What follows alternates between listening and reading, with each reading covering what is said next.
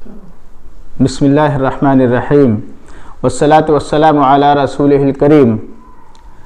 میں آپ لوگوں کو آج تراویح سے متعلق جتنے سوالات ہیں میرے پاس آئے ہوئے ہیں، میں ان تمام سوالات کا جواب دینے کی کوشش کروں گا تاکہ سبھی لوگوں کو، سننے والوں کو بھی وہ سب سوالوں کے جواب ایک ہی جگہ ان کو مل جائیں۔ اور میں آپ سے یہ بھی گزارش کروں گا کہ ویڈیو اگرچہ لمبا ہو جائے لیکن اطمینان سے بیٹھ کر کے آپ ایک جگہ سن لیں تو زیادہ بہتر رہے گا۔ ساری الجھنیں، آپ کے سارے کوشچنس، پرابلمس ختم ہو جائیں گی جتنی بھی ہیں۔ پہلا سوال ایک ایک کر کے ہم آپ کو پڑھتے جائیں گے اور بتاتے جائیں گے کہ اس کا جواب کیا ہونا چاہیے۔ پہلا سوال تو یہ ہے کہ کیا نماز تراویح رسول اللہ صلی اللہ علیہ وسلم کے زمانے میں پڑھی جاتی تھی؟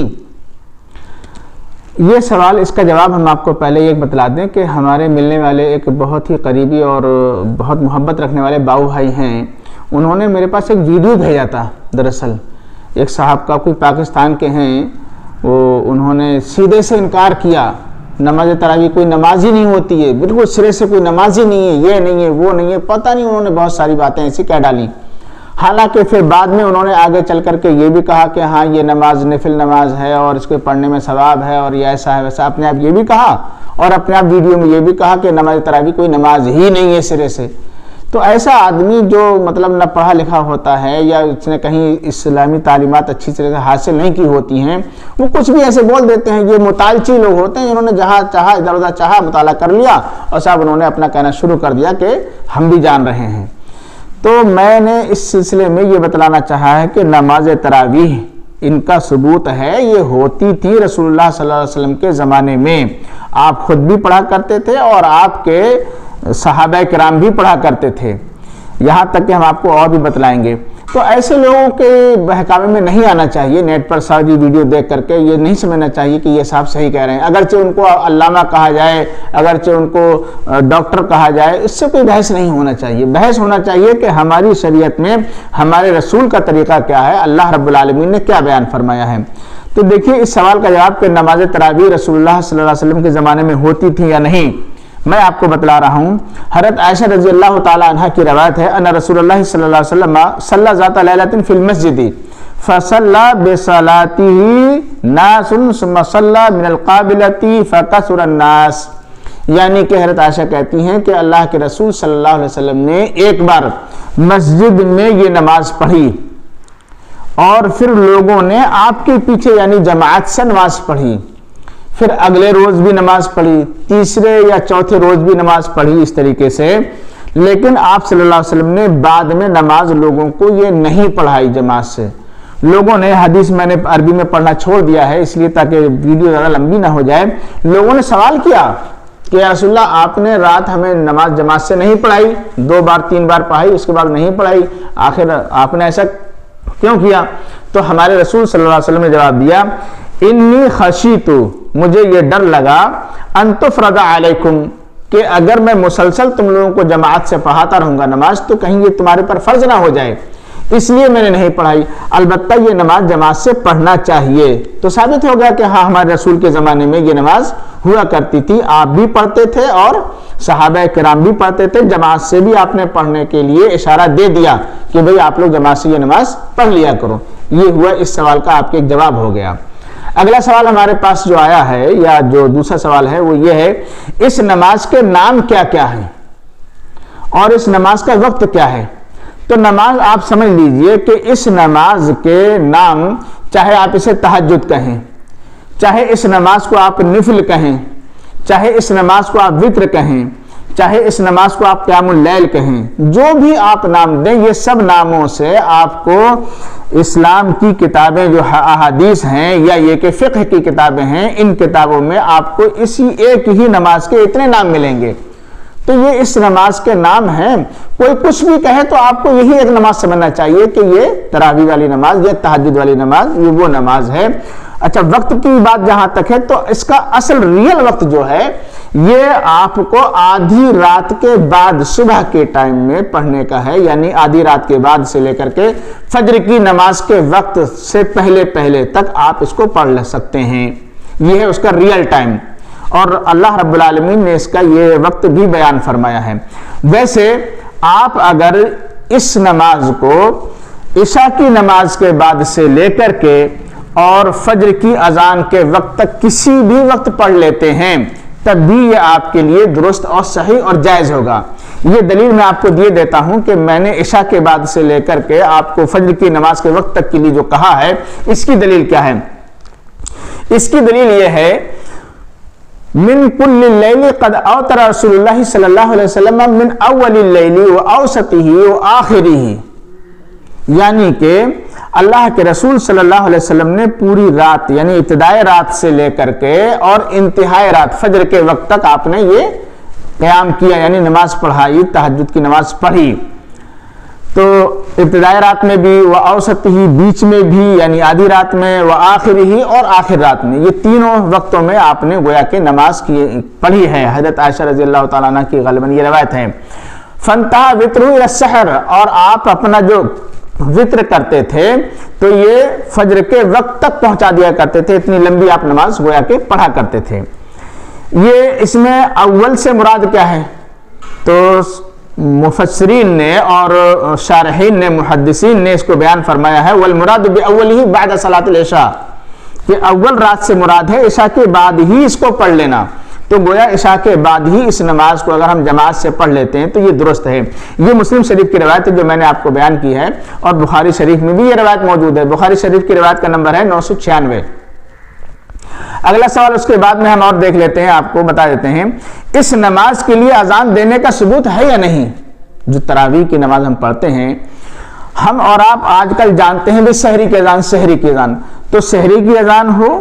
کہہ لو آپ اسے، یا تہجد کی اذان کہہ لیں آپ، یہ ثبوت ہے یا نہیں؟ انہی تمام باتوں سے پتہ لگے گا کہ یہ نماز واقعی رسول اللہ کے زمانے میں ہوتی تھی اور یہ ثابت ہے اس کو پڑھنا۔ ایسے کہہ دینے سے بات نہیں بنتی کہ سرے سے کوئی نماز ہی نہیں ہے۔ ایسے وہ لوگ چرکٹے ہوا کرتے ہیں جن کو سمجھ میں ہی نہیں آتا ہے کہ بھئی یہ نماز ہونا چاہیے یا نہیں ہونا چاہیے، سیدھے سے ایسے بک دیا، کہہ دیا، اور لوگوں کے ذہن میں یہ بات ڈال دی کہ یہ نماز سرے سے کوئی نماز نہیں ہے۔ یہ وہ سرفرے لوگ ہوتے ہیں جن کو بات سمجھ میں ہی نہیں آتی، یہ اسلامی احکامات کیسے حل کیے جاتے ہیں ان کو پتہ ہی نہیں لگتا ہے۔ بہرحال تو اس نماز کے لیے اذان دینے تک کا بھی ثبوت ہے، وہ ہے، میں اس کی دلیل آپ کو دے دیتا ہوں۔ ان عبداللہ بن مسعود عن النبی صلی اللہ علیہ وسلم قال لا يمنعن احدكم او احدا منكم اذان بلال من سحوره، یعنی کہ اللہ کے رسول صلی اللہ علیہ وسلم نے فرمایا تم میں سے کسی شخص کو حضرت بلال رضی اللہ تعالیٰ عنہ جو اذان دیتے ہیں سحری کے وقت میں، وہ اذان تم میں سے کسی کو بھی سحری کھانے سے نہ روکے، بلکہ بلال جو اذان دیا کرتے ہیں ان کے دینے کا منشا یہ ہوا کرتا ہے کہ لِيَرْجِعَ قَائِمُكُمْ، جو لوگ قیام کر رہے ہیں، قیام اللیل پڑھ رہے ہیں، تو اب قیام اللیل کرنے والے کو چاہیے کہ اب وقت بہت تھوڑا بچا ہے، چلو اب میں سحری وری کھا لوں، اب رہنے دوں، ہو گیا میرا اتنا قیام کافی ہے۔ اور پھر وَلِيُنَبِّهَ نَائِمَكُمْ، یا پھر اس لیے یہ اذان دیتے ہیں کہ تاکہ کوئی ابھی تک بھی سویا پڑا ہے تو بیدار ہو جائے، چاہے تو اپنی سحری کھانا ہے تو سحری کھا لے، یا اس کو قیام اللیل ابھی کرنا ہے تو تھوڑا سا وقت باقی ہے تو قیام اللیل بھی کر لے۔ تو گویا کہ فجر کی اذان سے پہلے ایک اذان ہوا کرتی تھی رسول اللہ صلی اللہ علیہ وسلم کے زمانے میں، اور پھر اسی اذان کے ذریعے سے یہ سب کچھ پتہ لگتا تھا۔ یہ روایت بخاری شریف کی ہے، مسلم شریف کی بھی ہے، ابو داؤد، نسائی، ابن ماجہ، مسند احمد میں، ان تمام حدیثی کتابوں میں یہ روایت موجود ہے۔ اگلا سوال اس سے بھی ثابت ہو گیا کہ ہاں اذان بھی ثابت ہے اس نماز کے لیے، تو پھر ایسے کہنا کہاں تک جائز ہوگا کہ یہ سرے سے کوئی نماز ہی نہیں ہے، اس کا کوئی مطلب ہی نہیں ہے؟ کسی اور طریقے سے کوئی شخص کہہ سکتا تھا، بات الگ ہے۔ اگلا سوال، نماز تراویح کتنی رکعت ہے، اور پھر رسول اللہ صلی اللہ علیہ وسلم نے مسلسل جماعت سے کیوں نہیں پڑھائی؟ اس سوال کا جواب یہ ہے کہ نماز تراویح 8 رکعت ہے، 3 رکعت ملا کر کے 11 رکعت ہوا کرتی ہے، یہ ہے اس کی تعداد صحیح روایت کے مطابق۔ اس کی دلیل اگر آپ دیکھنا چاہیں گے تو ہم حضرت عائشہ رضی اللہ تعالیٰ عنہ کی روایت پیش کریں گے کہ ان سے سوال کیا گیا تھا کہ رسول اللہ صلی اللہ علیہ وسلم رات کی نماز کتنی رکعت پڑھا کرتے تھے؟ تو حضرت عائشہ رضی اللہ تعالیٰ عنہ نے یہ جواب دیا تھا، کہتی ہیں ما کان یزید کیف کان صلاۃ رسول اللہ صلی اللہ علیہ وسلم فقالت ما كان رسول الله صلی اللہ علیہ وسلم يزيد في رمضان ولا في غيره على 11 ركعة، کہ آپ صلی اللہ علیہ وسلم چاہے رمضان کا مہینہ ہوتا یا غیر رمضان کا مہینہ ہوتا، یعنی رمضان کے علاوہ پورے 11 مہینے ہوتے، تو گویا مسلسل پورا سال رمضان اور غیر رمضان دونوں وقتوں میں، دونوں ہر قسم کے مہینوں میں آپ 11 رکعات پڑھا کرتے تھے، 11 رکعات سے زیادہ نہیں پڑھا کرتے تھے۔ وذالک فی رمضان، یہ رمضان میں بھی ایسا کرتے تھے، تو چاہے رمضان ہوتا یا غیر رمضان آپ 11 رکعات ہی پڑھا کرتے تھے مع وتر۔ یہ بخاری شریف کی روایت ہے۔ اب آپ کہہ سکتے ہیں بہت سارے لوگ تو 20 پڑھا کرتے ہیں، بہت سارے لوگ تو 20 سے بھی زیادہ پڑھتے ہیں، تو پڑھنے والے پڑھ رہے ہیں، ہم نہیں کہہ سکتے وہ کیوں پڑھ رہے ہیں، وہ حدیث سے ایسے ثبوت پیش کریں کہ رسول اللہ صلی اللہ علیہ وسلم اتنی رکعت پڑھا کرتے تھے، تب تو بات بنے۔ یہ کہنا کہ فلاں صاحب پڑھتے تھے، فلاں صاحب پڑھتے، تو فلاں صاحب کی بات ہم رد اس لیے کریں گے کہ ہمارے رسول کے فرمان کے سامنے چونکہ دوسروں کی بات ہے تو دوسروں کی بات نہیں مانی جائے گی، چاہے وہ صحابی ہی کیوں نہ ہوں۔ ہمارے رسول کی جب ہمیں حدیث مل گئی ہے، ہمارے رسول کا فرمان، آقا کا فرمان ملا ہے، تو وہ آقا کا فرمان پر ہی ہمیں آمنا صدقنا کہنا چاہیے کہ ہمارے آقا اتنے پڑھا کرتے تھے۔ اما عائشہ نے یہ بیان فرمایا ہے۔ چلیے اس کے بعد میں آپ مسلسل جماعت سے آپ نے کیوں نہ نماز پڑھائی؟ تو یہ تو ہم نے آپ کو بتا دیا پہلے ہی کہ جماعت سے تو پڑھائی 2-3 راتیں، لیکن مسلسل کیوں نہیں پڑھائی؟ یہ صحابہ نے خود پوچھا تھا کہ بھئی آپ یا رسول اللہ پوری مسلسل ہر رمضان بھر کیوں نہیں پڑھاتے ہیں جماعت سے؟ تو آپ نے فرمایا تھا اس لیے کہ میں ڈر رہا ہوں، انی خشیت ان یکتب علیکم، کہ کہیں تمہارے اوپر یہ فرض نہ کر دی جائے۔ اللہ کی طرف سے اگر فرض کر دی گئی تو یہ تمہارے لیے بڑی مشکل پڑ جائے گی کہ بھئی آپ تو ہر ایک کو پڑھنا ہی پڑھنا ہے، جیسے 5 نمازیں ہم لوگ فرض پڑھتے ہیں، تو یہ فرض نماز چونکہ نہیں ہے، اس لیے اگر میں مسلسل پڑھا دوں گا تو ڈر لگ رہا ہے کہ یہ فرض کر دی جائے گی اللہ کی طرف سے، تو ابھی ایسے ہی رہنے دو، گویا نفل نماز رہنے دو اس کو۔ اگلا سوال ایک اور ہمارے پاس ہے کہ اس نماز کا ثواب کیا ہے؟ دیکھیے بطور خاص اس کا جواب یہ ہے، بطور خاص جب آپ اس کو رمضان میں پڑھیں گے، تراویح کا جس کو نام دیتے ہیں عام عوام الناس لوگ، تو تراویح کے لیے رسول اللہ صلی اللہ علیہ وسلم نے ارشاد فرمایا من قام رمضان ایمانا واحتسابا غفر له ما تقدم من ذنبه، جس شخص نے رمضان المبارک کا قیام کیا اپنی نیت کو خالص کرتے ہوئے، اپنا احتساب کرتے ہوئے، اللہ سے اجر کی امید رکھتے ہوئے، طلب کرتے ہوئے، تو اس کے گزشتہ تمام گناہ معاف کر دیے جاتے ہیں۔ پھر اسی سے اس کا ثواب یہ بھی ہے، قرآن مجید میں اللہ رب العالمین نے اس کے لیے درجات کی بلندی کو بیان فرمایا ہے کہ اللہ تعالیٰ اس سے وہ تمام نعمتیں عطا فرماتا ہے کہ دنیا والے اور سب ادھر ادھر کے لوگ، متعلقین لوگ اس کے اوپر رشک کرتے ہیں اور دیکھنے لگتے ہیں کہ باقی اس کو اللہ تعالیٰ نے کیا نعمت عطا فرمائی ہے، یہ اس نماز کی بدولت سب کچھ ملا کرتا ہے۔ پھر اس نماز کے ذریعے سے جہنم سے نجات بھی ملا کرتی ہے۔ اس کے اور بھی بہت سارے ثواب ہیں، بلال اتنا کافی ہے آپ کو سن لینا کہ ہمارے تمام گزشتہ گناہ سب معاف ہو جائیں۔ بلکہ بعض شارحین نے تو یہ لکھا ہے، علامہ ابن حجر رحمۃ اللہ علیہ نے اپنی فتح الباری میں، مشہور زمانہ کتاب ہے اور سارے علماء اس کو قبول کرتے ہیں اور ان کی بات کے آگے اپنی زبان خاموش کر لیتے ہیں، انہوں نے لکھا ہے کہ یہ جملہ کہ غفر لہ ما تقدم من ذنبہ اس بات کا محتمل ہے کہ چاہے صغیرہ گناہ ہو چاہے کبیرہ گناہ ہو، سارے گناہوں کو یہ نماز معاف کر دیتی ہے، اتنی اہم نماز ہے یہ، اس لیے یہ نماز ہمیں اور آپ کو جماعت سے پڑھنا چاہیے، اور ویسے بھی پڑھنا چاہیے جماعت سے، کیونکہ ہمارے رسول نے پڑھائی تھی اور جماعت سے پڑھنے کا ثواب ہی زیادہ بڑھا جاتا ہے، 27 گنا تک اور 25 گنا زیادہ تک ثواب ہمیں ملا کرتا ہے۔ اچھا اگلا سوال ہے یہ کہ نماز تراویح کا حکم کیا ہے؟ حکم کیا ہے کا مطلب یہ ہے کہ کیا یہ نماز فرض ہے پڑھنا یا سنت ہے یا نفل ہے؟ تو یہ نماز ہم نے آپ کو پہلے ہی بتلایا ہے کہ یہ نماز فرض نہیں ہے، اللہ کے رسول نے فرض ہونے کے ڈر سے ہی تو مسلسل نہیں پڑھائی، ورنہ آپ مسلسل پڑھا دیتے تو ثابت ہو گیا کہ یہ نماز فرض نماز نہیں ہے، یہ نفل نماز ہے۔ البتہ اس کو پڑھنا چاہیے، ہمارے رسول کی چاہت بھی یہی تھی، اور اپنے بندوں سے اللہ بھی یہی چاہتا ہے کہ میرے بندے مجھ سے اپنی کوئی بات اگر کہنا چاہ رہے ہیں تو رمضان مبارک میں یہ قیام کریں گے اگر، اور مجھ سے اپنی گزارش کچھ کریں گے تو میں ان کی دعا زیادہ قبول کروں گا۔ خیر، اگلا سوال، مسلسل جماعت سے پڑھنے کا ثبوت ہے یا نہیں؟ تو بھی یہ بھی ہم نے آپ کو جواب دے دیا ہے کہ مسلسل جماعت سے پڑھنے کا ثبوت ہے۔ دوسری بات یہ ہے کہ حضرت عمر رضی اللہ تعالیٰ عنہ نے اس نماز کو اپنے زمانے میں مسلسل جماعت سے ہی پڑھنا لاگو کر دیا تھا۔ حضرت ابی بن کعب رضی اللہ تعالیٰ عنہ کو امام بنا دیا کہ اے ابی آپ ایسا کیا کرو کہ لوگوں کو جماعت سے نماز پڑھا دیا کرو۔ تو حضرت ابی بن کعب رضی اللہ تعالیٰ عنہ پورے رمضان بھر لوگوں کو رمضان مبارک کے مہینے میں عشاء بعد سے ہی قیام کرا دیا کرتے تھے اور جماعت سے 11 رکعت پڑھا دیا کرتے تھے۔ یہ گویا صحابہ کرام کے دور میں اب جماعت سے مسلسل ہونے کا ثبوت مل گیا، رسول کے زمانے میں بھی ہوا اور پھر گویا کہ حضرت عمر کے زمانے سے آج تک پوری امت مسلمہ الحمدللہ جماعت سے نماز پڑھتی آ رہی ہے، چاہے وہ اہل حدیث ہوں، چاہے کہ وہ شافعی ہوں، چاہے وہ حنبلی ہوں، چاہے وہ حنفی ہوں، چاہے وہ مالکی ہوں، یہ سب لوگ اس کا قیام کیا کرتے ہیں۔ ایسے کہنے سے بات نہیں بنتی کہ یہ سرے سے کوئی نماز ہی نہیں ہے، یہ ایسے لوگ کہہ دیا کرتے ہیں۔ جو ایک سوال اور ہم لے لیتے ہیں، اگلا سوال ہے، کوئی آدمی عشاء کی نماز جماعت سے نہیں پڑھ سکا، عشاء کی نماز جماعت سے اس کی چھوٹ گئی، اب مسجد میں آیا تو وہ تراویح نماز پڑھائی جا رہی تھی، امام صاحب تراویح پڑھا رہے تھے، اب یہ شخص جو آیا ہے کیا یہ تراویح اپنی پڑھے یا یہ کہ عشاء کی نماز پڑھے، اور عشاء کی اپنی فرض نماز تراویح کے پیچھے یا تراویح میں لگ کر کے پڑھ سکتا ہے یا نہیں؟ یہ ایک زیادہ اہم سوال ہوتا ہے اور لوگ اس کو زیادہ سمجھتے نہیں ہیں۔ جواب اس کا یہ ہے کہ جس شخص کی عشاء کی جماعت سے نماز یعنی فرض نماز چھوٹ گئی ہو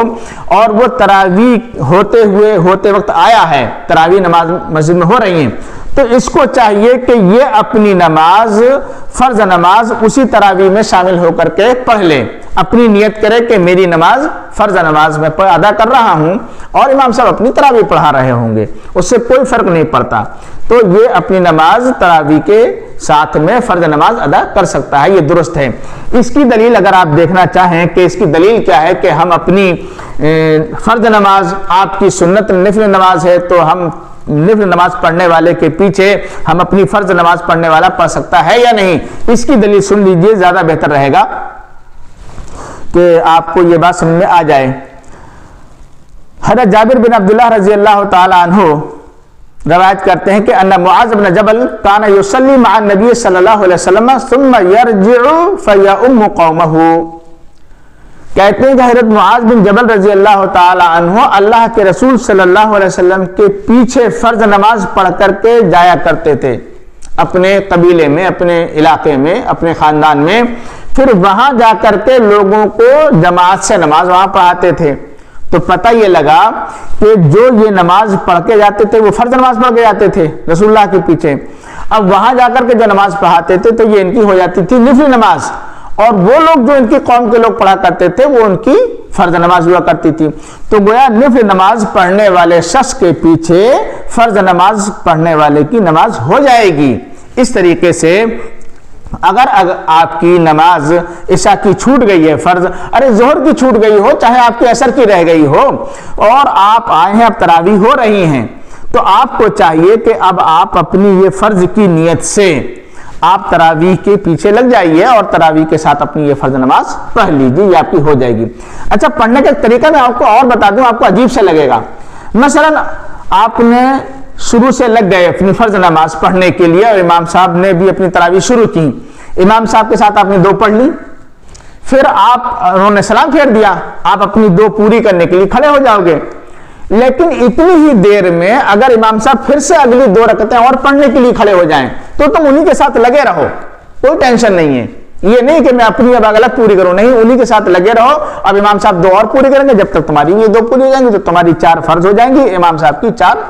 تراویح ہو جائیں گی۔ اس طریقے سے بات سمجھ آ گئی؟ تو ایسے بھی آپ کر سکتے ہیں، یہ بھی آپ کا کرنا درست ہوگا۔ اگلا ہے سوال، وتر کسے کہتے ہیں، وتر کتنی رکعت ہے، اور دعائے قنوت اگر بھول گئے تو کیا کریں گے، یہ سوال آیا ہوا ہے۔ تو اس سوال میں آپ کو جواب دے دوں، وتر کہتے ہیں 1 رکعت نماز پڑھنے کو۔ ویسے وتر کا معنی ہوتا ہے طاق، یعنی سنگل نمبر جس کا جوڑا نہ ہو، جیسے 3، 5، 7 ایسے، تو یہ اس کو وتر بولتے ہیں۔ تو یہ وتر نماز، اسے وتر کہتے ہیں۔ وتر نماز یہ 3 رکعت بھی ثابت ہے، 1 رکعت بھی ثابت ہے، 5 بھی ثابت ہے، اور 7 رکعت، 9 رکعت، 11 رکعت، اس طریقے سے سب ثابت ہے۔ اس طریقے سے پھر دعائے قنوت بھول جائیں تو کیا کریں؟ بھئی اگر آپ دعائے قنوت بھول گئے تو کوئی حرج والی بات نہیں ہے، دعائے قنوت اس نماز کا کوئی رکن نہیں ہے، بھول گئے تو بھول گئے، اصل مسئلہ تھا، اصل آپ سے مطلوب ہے، اصل بات آپ سے یہ چاہی گئی ہے کہ آپ سنگل نماز پڑھ دیجئے، چاہے وہ 3 پڑھ دیجئے، چاہے وہ 5 پڑھ دیجئے، چاہے وہ ایک ہی پڑھ دیں، بس دعا کو وہ بھول گئے کوئی بات نہیں ہے، مت پڑھیے، اور اگر آپ کو یاد ہے تو آپ پڑھ لیجئے، پڑھنا چاہیے، رسول اللہ صلی اللہ علیہ وسلم نے پڑھی بھی ہے، سکھائی بھی ہے، یہ پڑھنا چاہیے۔ اگلا ایک سوال اور آیا ہوا ہے کہ وتر کے بعد نماز پڑھ سکتے ہیں یا نہیں، یہ بھی بڑا اہم سوال ہے، لوگ بیچارے بڑے الجھن میں رہتے ہیں، بڑی پریشانی میں رہتے ہیں کہ اب ہم نے وتر پڑھ لیا تو کیا کریں۔ بھئی وتر کے بعد آپ نماز پڑھ سکتے ہیں، اور وتر کے بعد بھی نماز پڑھنا جائز ہے، ثابت ہے رسول اللہ صلی اللہ علیہ وسلم سے، اس کی بھی دلیل سن لیجئے۔ ام سلمہ رضی اللہ تعالی عنہ سے روایت ہے ان نبی صلی اللہ علیہ وسلم کان یصلی بعد الوتر رکعتین، ام سلمہ رضی اللہ تعالی عنہ کہتی ہیں کہ رسول اللہ صلی اللہ علیہ وسلم وتر کے بعد بھی 2 رکعت پڑھا کرتے تھے، اور حدیث کی بعض کتابوں میں جالسن کے الفاظ ہیں کہ آپ بیٹھ کر پڑھا کرتے تھے۔ بہرحال چاہے بیٹھ کے پڑھتے آپ، چاہے کھڑے ہو کر پڑھتے، یہ تو ثابت ہوا نا کہ وتر کے بعد نماز پڑھنا جائز ہے، درست ہے، لہٰذا آپ وتر کے بعد بھی نماز پڑھ سکتے ہیں، اور ہمارے آپ کے لیے درست ہے، ہمارے رسول کا یہ فعل ہے۔ یہ حدیث ترمذی، ابن ماجہ اور مسند احمد کی روایت ہے، جو میں نے آپ کو یہ بتائی کہ وتر کے بعد 2 رکعت پڑھ سکتے ہیں۔ شارحین نے کہا ہے کہ یہ بیان جواز کے لیے ہے کہ ہاں کوئی شخص ایسا کرنا چاہے تو جائز ہے کہ وہ ایسا کریں، لیکن زیادہ تر عمل رسول اکرم صلی اللہ علیہ وسلم کا یہی تھا کہ آپ وتر کے بعد نماز نہیں پڑھا کرتے تھے، لاسٹ میں ہی آپ اپنی وتر پڑھا کرتے تھے۔ تو جن لوگوں کو اگر یہ یقین ہو کہ اب مجھے نماز نہیں پڑھنا ہے کچھ بھی، تو اپنا لاسٹ میں آخر میں وتر پڑھ لیا کریں۔ جن کو یہ لگ رہا ہے کہ نہیں مجھے ابھی اور کچھ نماز پڑھنا ہے، تو اپنا وتر نہ پڑھیں اور اپنی اور بھی نماز پڑھتے رہا کریں۔ البتہ ایک شکل میں آپ کو اور نئی سی بتا دوں، آپ کو پھر نیا لگے گا اور پھر آپ کو عجیب سا لگے گا۔ آپ کو امام کے ساتھ، مان لیجئے آپ نے عشاء کی نماز بھی پڑھ لی تھی یا کچھ بھی ہوا تھا، تو آپ کو امام کے ساتھ 6 تراویح ملی، ٹھیک ہے، اور اس کے بعد میں اب امام صاحب کھڑے ہو گئے ہیں اپنی وتر پڑھنے کے لیے، آپ کی 2 رکعت چھوٹ گئی ہیں پہلے سے۔ اب آپ کیا کریں گے؟ آپ سوچ رہے ہوں گے یہ کہ یار میں اب اپنی پہلے وہ چھوٹی ہوئی 2 پوری کر لوں تاکہ میری 8 ہو جائے، تب بعد میں وتر پڑھوں گا۔ تو ایسا کرنا چاہ رہے ہیں آپ، ایسا بھی کر لیں، اور نہیں تو آپ امام کے ساتھ وتر بھی پڑھ لیجئے۔ تو اب ایسی صورت میں 6 آپ نے امام کے ساتھ تراویح پڑھی ہیں، 3 وتر پڑھے، تو کتنے ہو گئے آپ کے؟ 9 رکعتیں ہو گئیں۔ اب ایسی صورت میں آپ 9 پر ہی اکتفا کرنا چاہ رہے ہیں تو 9 ہی پڑھ لو، کافی ہے، کیونکہ رسول اللہ صلی اللہ علیہ وسلم اتنا بھی پڑھتے تھے، 7 بھی پڑھتے تھے، تو 11 بھی پڑھتے تھے۔ اور اگر آپ چاہ رہے ہیں کہ نہیں میں اپنی پوری 11 کر لوں، تو آپ اپنی وتر کے بعد 2 پڑھ لیجئے، کافی ہیں۔ یہ کوئی ضروری نہیں ہے کہ امام صاحب وتر پڑھ رہے ہیں تو اب میں چھوڑ دوں امام صاحب کو جماعت سے اور میں اپنا 2 رکعتیں پوری کر لوں اس کے بعد، تو آپ کا نقصان ڈبل ہوگا، وتر کے جماعت سے پڑھنے کا آپ کا ثواب چلا جائے گا۔ لہذا امام کے ساتھ آپ وتر جماعت سے پڑھ لو، بقیہ 2 جو آپ کی بچی ہیں اور آپ پڑھنا چاہ رہے ہیں تو آپ 2 بعد میں پڑھ لیجئے، وتر کے بعد نماز جائز ہے، درست ہے، آپ کی ہو جائے گی، صحیح ہے، تو آپ کی 11 ہو جائیں گی۔ اور اگر نہیں بھی پڑھتے ہو تو آپ نے 9 ہی پڑھی ہیں تو 9 کافی ہیں، یا 7 ملی آپ کو، 7 آپ نے پڑھ لی تو 7 ہی آپ کی کافی ہو گئی، اتنا آپ کے لیے درست اور جائز ہے۔ یعنی آپ کو امام کے ساتھ 4 تراویح ملی اور 3 وتر مل گئے تو آپ کی کتنی ہو گئی؟ 7 ہو گئی، اتنا کافی ہے اگر آپ اتنا کرنا چاہ رہے ہیں۔ اور اگر پوری کرنا چاہ رہے ہو تو اپنی وتر کے بعد اپنی پوری کر سکتے ہو، البتہ لاسٹ میں وتر مت پڑھو۔ یہ اس طریقے سے ہم نے آپ کو بتا دیا ہے کہ جب ایک بار وتر پڑھ لیا تو دوبارہ سے آپ کو وتر اب نہیں پڑھنا چاہیے، وہ آپ نے چاہے شروع رات میں پڑھ لیا ہے چاہے آپ نے آخر رات میں، ایک ہی بار وتر پڑھنا ہے پوری رات میں۔ تو عشاء کے بعد اگر آپ نے وتر پڑھ لیا ہے تو کوئی حرج نہیں ہے، اب وتر کے بعد آپ اپنی رات میں، آپ کو اللہ تعالیٰ توفیق عطا فرما رہا ہے، آپ بعد میں اپنی اٹھ کر کے جتنی چاہیں اتنی رکعتیں نفل کے طور پر پڑھ سکتے ہیں۔ اچھا، ایک سوال یہ بھی آیا ہوا ہے کہ تہجد یا تراویح چھوٹ جائے کسی کی تو وہ کیا کرے بیچارہ،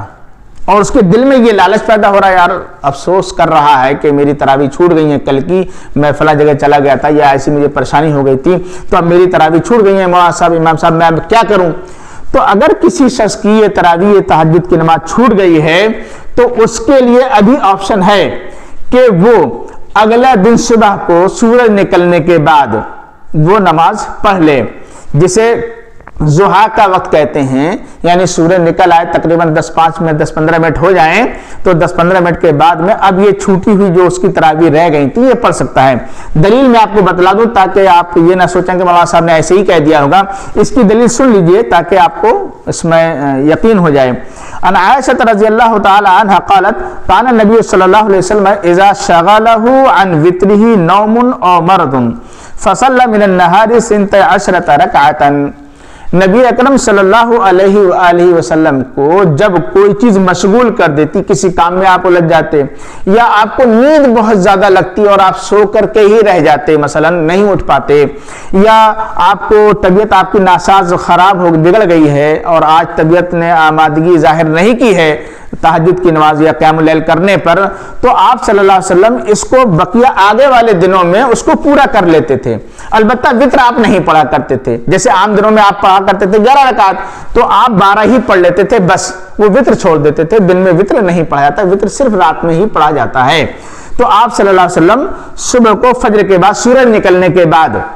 آپ یہ نماز اپنی پوری قضا کر لیتے تھے۔ تو ایسی ہی مطلب ہوا کہ اگر کسی شخص کی تراویح چھوٹ جائیں اور وہ پڑھنا چاہ رہا ہے، اس کو افسوس ہو رہا ہے، تو پھر وہ شخص سورج نکلنے کے بعد کے وقت میں اپنی یہ تراویح کی نماز پڑھ سکتا ہے۔